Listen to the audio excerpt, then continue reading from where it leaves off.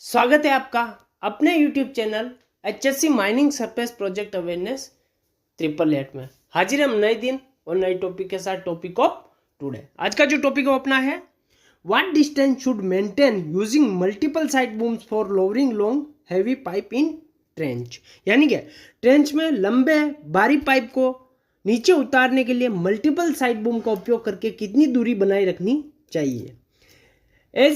As a question अपन इसको देख सकते हैं एक वर्किंग साइट पर या as a worker employ.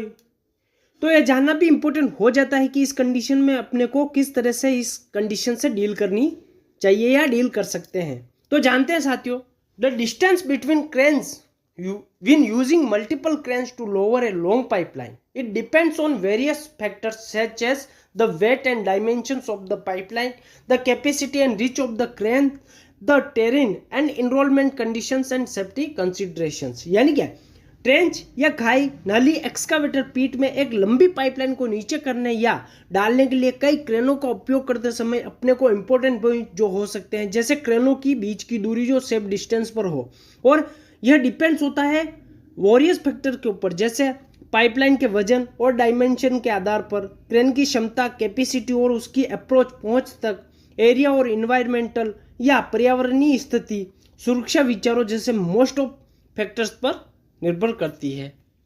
In general, when multiple side booms are used to lift or lower a long object like a pipeline, it is important to ensure that the side boom are positioned at an appropriate distance from each other to maintain stability, balance the load properly।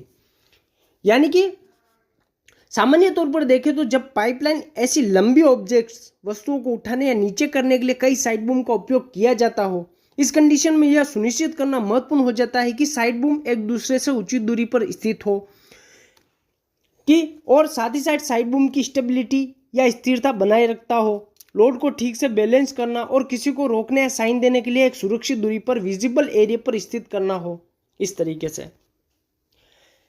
Next है and prevent and collisions और interference between the side बूम्स। यानी कि side boom के बीच टकराव या हस्तक्षेप यानी कि इंटरफेरेंस की स्थिति में या सेफ्टी प्रिकॉशन की परिस्थिति में अन्य इंपॉर्टेंट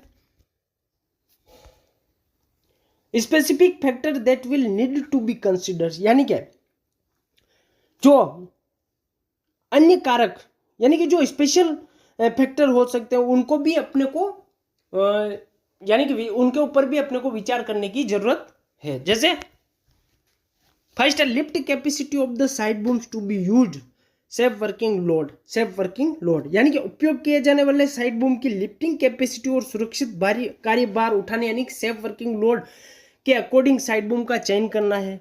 मशीन फिजिकल कंडीशन से मजबूत होनी चाहिए। नेक्स्ट है lift radius how far of the trench is the side boom, the further the side boom the lesser than safe working load।